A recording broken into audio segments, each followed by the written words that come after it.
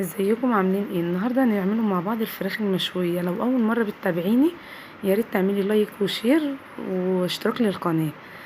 النهارده هنعمله مع بعض الفراخ المشويه بطريقه جديده. انا ما شفتش حد عملها بصراحه قبل كده، بس يعني مش عارفه، بس يعني جربوها كده اهو. دي هنبداوا الاول بتتبيله البهارات: ملح وفلفل اسود وكمون وكزبره. دي هندلكوا بيها الفرخه في الاول. تبقي عامله كده سكوب في الفراخ، بحيث ان التتبيله توصل لكل اللحم بتاع الفراخ. تمام. التتبيله دي بهارات كده في الاول بس.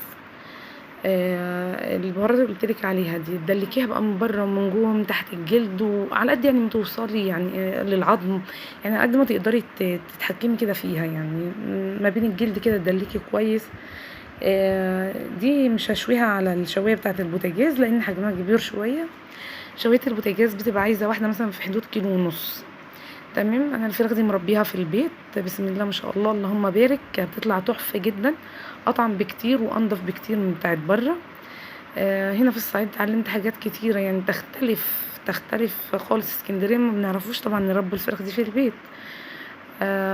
فتعلمت تربيه الفراخ دي في البيت. الفراخ البيضه دي بتطلع والله حلوه جدا يا جماعه. يعني لو تقدروا تشتروها من الناس اللي بتبيعها في اسكندريه، لو حد بيسيعها في بيوتها خديها انضف. لا فيها حقن ولا فيها الحوارات دي كلها، ولا الحاجات اللي بنسمعوا بيها دي. مضمونه يعني، مربيها تحت عينك. تمام. تدلكيها كده كويس جدا بالبهارات على قد يعني ما تشبعيها. هتفرق معاكم جدا يا جماعه في الطعم. انا بجد منبهره بيها وبطعمها، حسيت اني باكلها من بره. تمام. هنحضر بقى التتبيله بتاعتها اللي انا عملتها بالليل، سبتها بقى لتاني يوم الصبح. الفرخه هنحطها طبعا في البوله دي. عندنا زبادي برضو انا عاملاها في البيت برضو على الطريقه الصعيدي. عندي البهارات: كمون، فلفل اسود، كزبره، توم باودر، بصل باودر، ملح. برضو البهارات اللي انت عايزاها تحطيها. بصله مبشوره ناعم. تمام. طماطميه مبشوره ناعم. ولو عندك طماطم بيوريه جاهزه كده من بره برطمانات حطي برضو. انا حاطه معلقه صلصه اهي. تمام. ممكن تحطي شويه زيت لو بتحبي اللمعه ظاهره قوي يعني. تمام. برضو دي كمان تتبليها من جوه ومن بره وتحت الجلد وفوق الجلد على قد برضو ما توصلي. والثقوب اللي انت عملتيها برضو فيها دي تحاولي انك توصلي جواها عشان اللحم يتشرب. هو كده كده اللحمه هيوصله لانها هتبات فيها. تمام. فانا قلبتها يعني مثلا حطيتها على وشها، وجيت الصبح رحت قلبها على ظهرها عشان يعني تبقى كلها خدت الطعم. طبعا والليل بتاع الصيف قصير، فيعني هتاخد الطعم، هتاخده ان شاء الله يعني كده. وتعملوها بالهنا والشفا على قلب اللي هياكلها. بس كده اهو.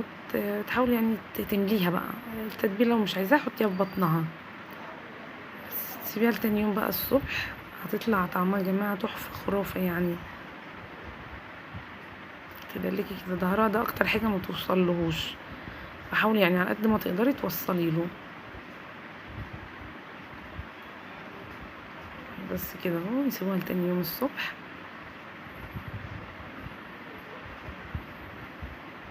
اهو انا بشرح في الفيديو بس الصوت كان ولادي عاملين دوشه فما ينفعش اطلع الصوت.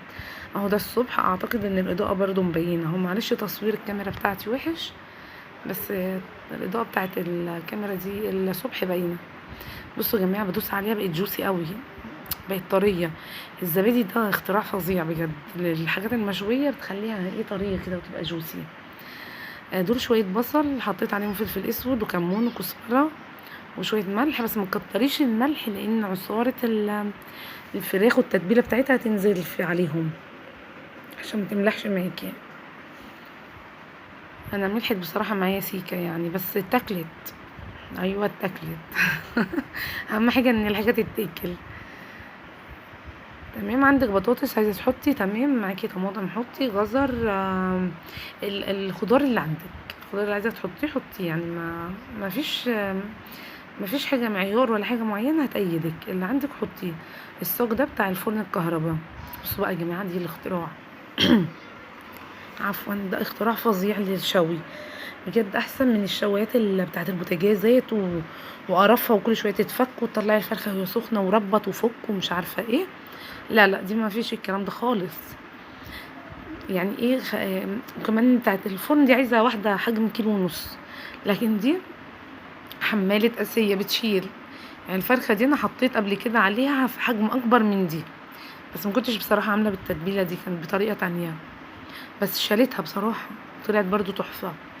بس دي يعني فرقت معايا جدا اني بدأت بالبهارات في الاول. التتبيله دي يا جماعه ما تترميش طبعا، تتحط على الفرخه وهتنزل على البصل، هتحلي طعم البصل قوي.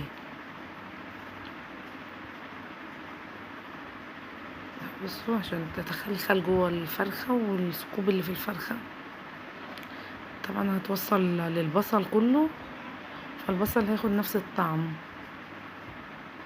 بصوا بقى البهارات قد ايه. بصراحه هي البهارات هي اللي بتحليها، ما بحبش البهارات في الاكل العادي بتاعنا التقليدي، لا يعني بس حبيتها في الفراخ.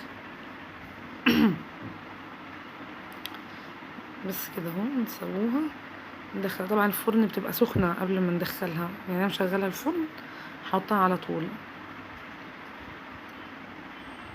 بس كده اهو ندخلها على فرن مسخن مسبقا. بصوا يا جماعه بقى الحلاوه، والله الكاميرا ظلموها يا جماعه، الكاميرا بتاعتي رديئه الصنع. فظلموها، ظلموها بجد يعني. يا جماعه والنبي ما تنسوش اللايك والشير بليز، عايزه القناه دي تطلع بيكم.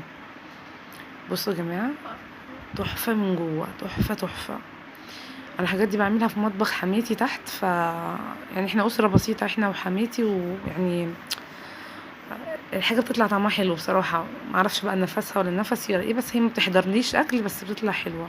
عيالي بيحبوا الرز جدا ابو شعريه مع الفراخ، كان عندي ملوخيه. بالهنا والشفا، يا ريت تجربوا الطريقه وما تنسوا اللايك والشير، وبألف هنا وشفا على اللي هيجربها.